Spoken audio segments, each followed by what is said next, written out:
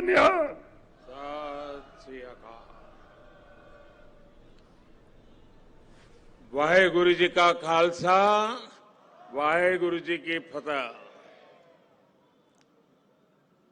मंचस्थ सभी महानुभाव, इस कार्यक्रम में उपस्थित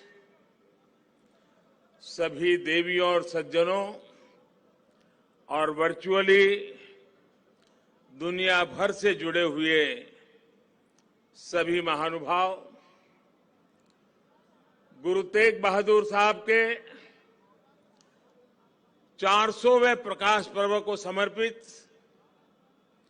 इस भव्य आयोजन में मैं आप सभी का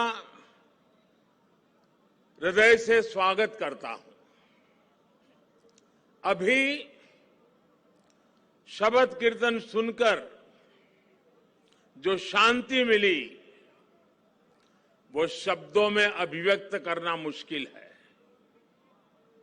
आज मुझे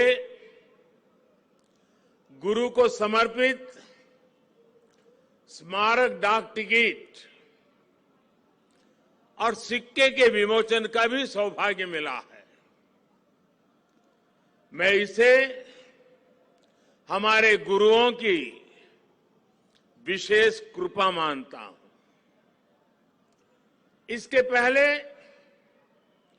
2019 में हमें गुरु नानक देव जी का 550वां प्रकाश पर्व और 2017 में गुरु गोविंद सिंह जी का 350वां प्रकाश पर्व मनाने का भी सौभाग्य मिला था।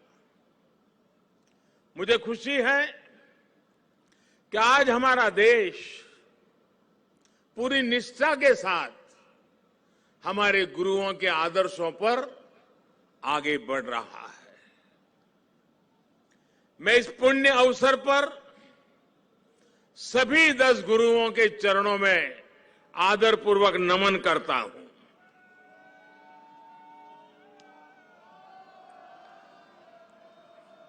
आप सभी को, सभी देशवासियों को और पूरी दुनिया में गुरुवाणी में आस्था रखने वाले सभी लोगों को मैं प्रकाश पर्व की हार्दिक बधाई देता हूं। साथियों, ये लाल किला कितने ही अहम कालखंडों का साक्षी रहा है। इस किले ने गुरु तेग बहादुर साहब की शहादत को भी देखा है और देश के लिए मर मिटने वाले लोगों के हौसले को भी परखा है। आजादी के बाद के 75 वर्षों में भारत के कितने ही सपनों की गूंज यहां से प्रतिध्वनित हुई है।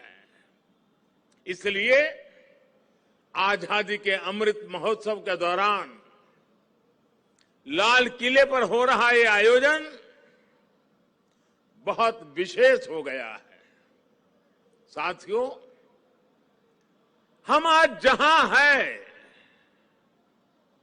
अपने लाखों करोड़ों स्वाधीनता सेनानियों के त्याग और बलिदान के कारण है। आजाद हिंदुस्तान,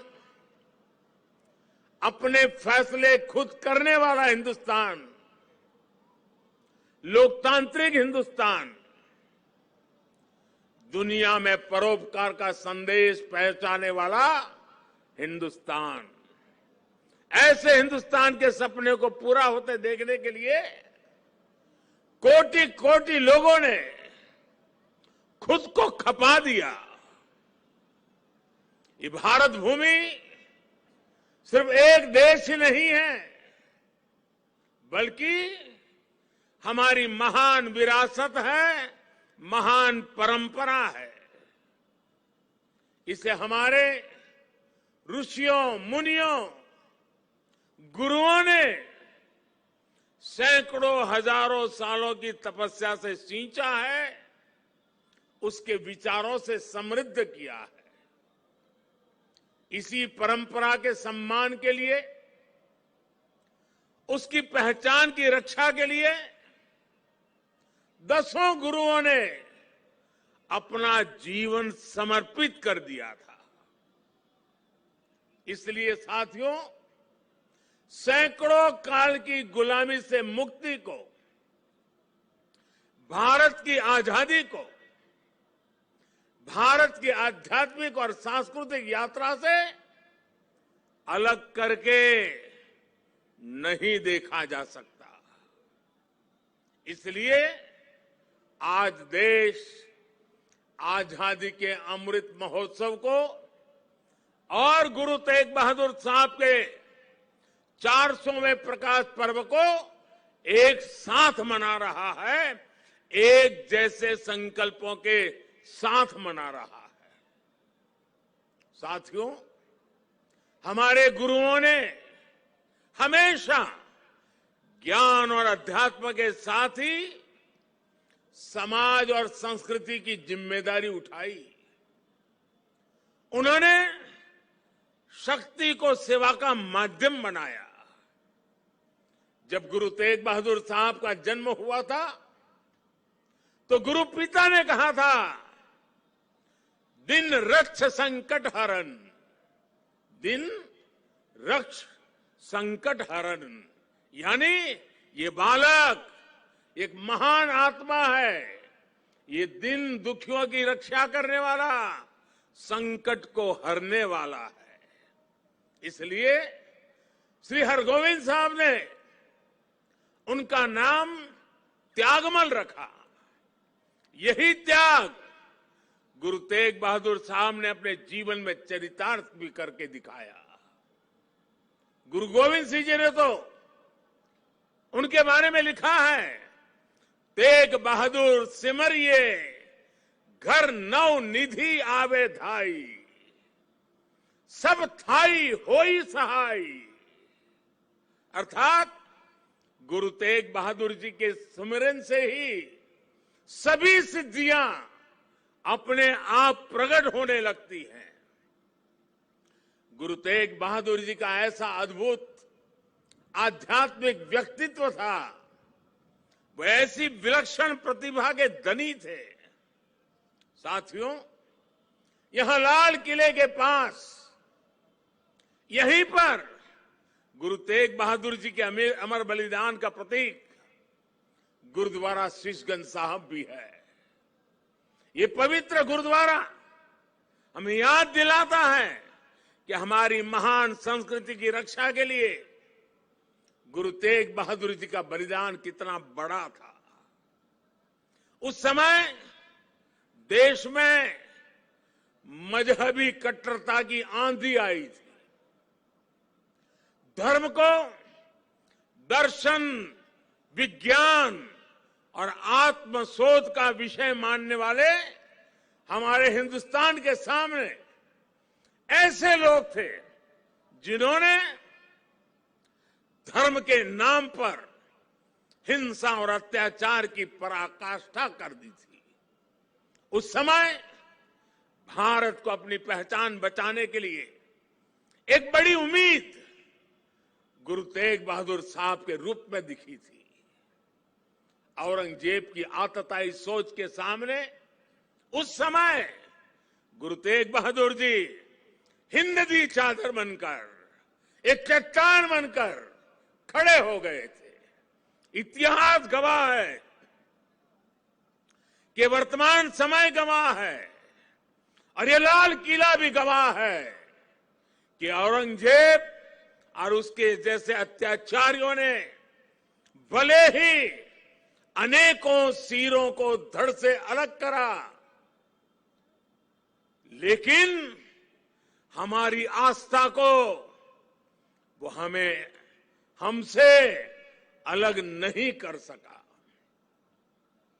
गुरु तेग बहादुर जी के बलिदान ने भारत की अनेकों पीढ़ियों को अपनी संस्कृति की मर्यादा की रक्षा के लिए, उसके मान सम्मान के लिए जीने और मर मिट जाने की प्रेरणा दी है।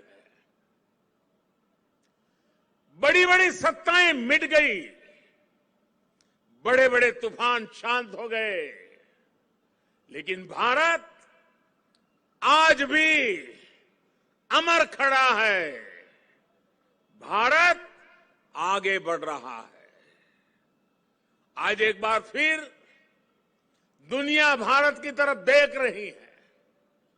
मानवता के मार्ग पर पथ प्रदर्शन की उम्मीद कर रही है।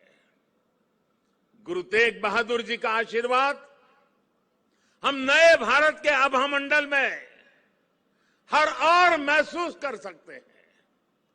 भाइयों और बहनों, हमारे यहां हर कालखंड में जब जब नई चुनौतियां खड़ी होती है तो कोई न कोई महान आत्मा इस पुरातन देश को नए रास्ते दिखाकर दिशा देती है। भारत का हर क्षेत्र, हर कोना हमारे गुरुओं के प्रभाव और ज्ञान से रोशन रहा है। गुरु नानक देव जी ने पूरे देश को एक सूत्र में पिरोया। गुरु तेग बहादुर जी के अनुयायी हर तरफ हुए। पटना में पटना साहिब और दिल्ली में रकाबगंज साहिब, हमें हर जगह गुरुओं के ज्ञान और आशीर्वाद के रूप में एक भारत के दर्शन होते हैं। भाइयों और बहनों, मैं अपनी सरकार का सौभाग्य मानता हूं कि उसे गुरुओं की सेवा के लिए इतना कुछ करने का अवसर मिल रहा है। पिछले वर्ष ही हमारी सरकार ने साहिबजादों के महान बलिदान की स्मृति में 26 दिसंबर को वीर बाल दिवस मनाने का निर्णय किया है। सिख परंपरा के तीर्थों को जोड़ने के लिए भी हमारी सरकार निरंतर प्रयास कर रही है। जिस करतारपुर साहिब कॉरिडोर की दशकों से प्रतीक्षा की जा रही थी, उसका निर्माण करके हमारी सरकार ने गुरु सेवा के लिए अपनी प्रतिबद्धता दिखाई है। हमारी सरकार ने पटना साहिब समेत गुरु गोविंद सिंह जी से जुड़े स्थानों पर रेल सुविधाओं का आधुनिकीकरण भी किया है। हम स्वदेश दर्शन योजना के जरिए पंजाब में आनंदपुर साहिब और अमृतसर में अमृतसर साहिब समेत सभी प्रमुख स्थानों को जोड़कर एक तीर्थ सर्किट भी बना रहे हैं। उत्तराखंड में हेमकुंड साहिब के लिए रोपवे बनाने का काम अभी आगे बढ़ रहा है। साथियों, श्री गुरु ग्रंथ साहिब जी हमारे लिए आत्म कल्याण के पथ प्रदर्शक के साथ साथ भारत की विविधता और एकता का जीवंत स्वरूप भी है। इसलिए जब अफगानिस्तान में संकट पैदा होता है, हमारे पवित्र गुरु ग्रंथ साहिब के स्वरूपों को लाने का प्रश्न खड़ा होता है, तो भारत सरकार पूरी ताकत लगा देती है। हम न केवल गुरु ग्रंथ साहिब के स्वरूप को पूरे सम्मान के साथ शीर्ष पर रखकर लाते हैं, बल्कि संकट में फंसे अपने सिख भाइयों को भी बचाते हैं। नागरिकता संशोधन कानून ने पड़ोसी देशों से आए सिख और अल्पसंख्यक परिवारों को देश की नागरिकता मिलने का रास्ता साफ किया है। ये सब इसलिए संभव हुआ है क्योंकि हमारे गुरुओं ने हमें मानवता को सर्वोपरि रखने की सीख दी है। प्रेम और सौहार्द हमारे संस्कारों का हिस्सा है। साथियों, हमारे गुरु की वाणी है, भय काहू को देत नहीं, भय काहू को देत नहीं, नहीं भय मानत आन, कह नानक सुनी रे मना, ज्ञानी ताही बखानी। अर्थात ज्ञानी वही है जो न किसी को डराए और न किसी से डरे। भारत ने कभी किसी देश या समाज के लिए खतरा नहीं पैदा किया। आज भी हम पूरे विश्व के कल्याण के लिए सोचते हैं, एक ही कामना करते हैं। हम आत्मनिर्भर भारत की बात करते हैं तो उसमें पूरे विश्व की प्रगति लक्ष्य का सामने रख करके हम करते हैं। भारत विश्व में योग का प्रसार करता है तो पूरे विश्व के स्वास्थ्य और शांति की कामना से करता है। कल ही मैं गुजरात से लौटा हूं। वहां विश्व स्वास्थ्य संगठन के पारंपरिक चिकित्सा के ग्लोबल सेंटर का उद्घाटन हुआ है।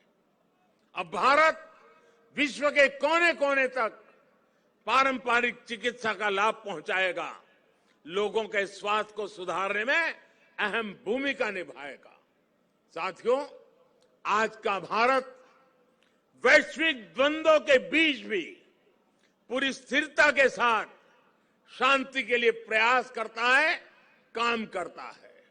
और भारत अपनी देश की रक्षा सुरक्षा के लिए भी आज उतनी ही दृढ़ता से अटल है। हमारे सामने गुरुओं की दी गई हुई महान सिख परंपरा है। पुरानी सोच, पुरानी रूढ़ियों को किनारे हटाकर गुरुओं ने नए विचार सामने रखे। उनके शिष्यों ने उन्हें अपनाया, उन्हें सीखा। नई सोच का ये सामाजिक अभियान एक वैचारिक इनोवेशन था।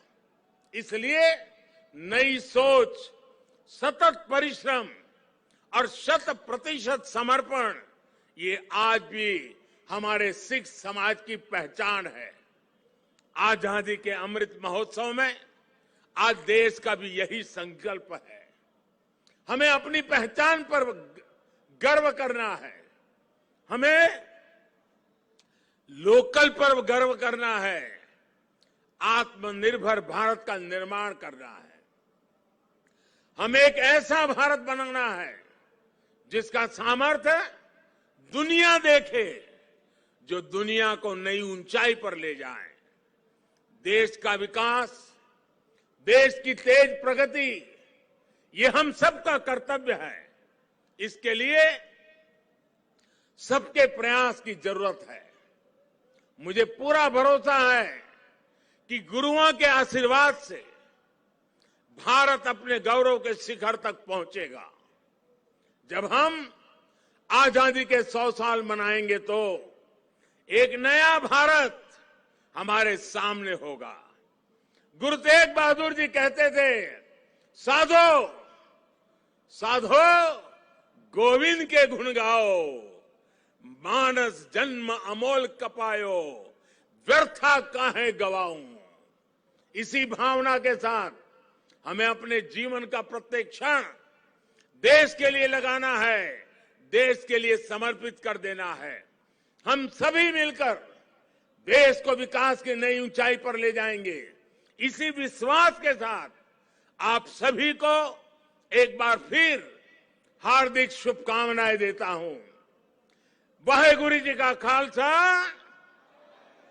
फतेह।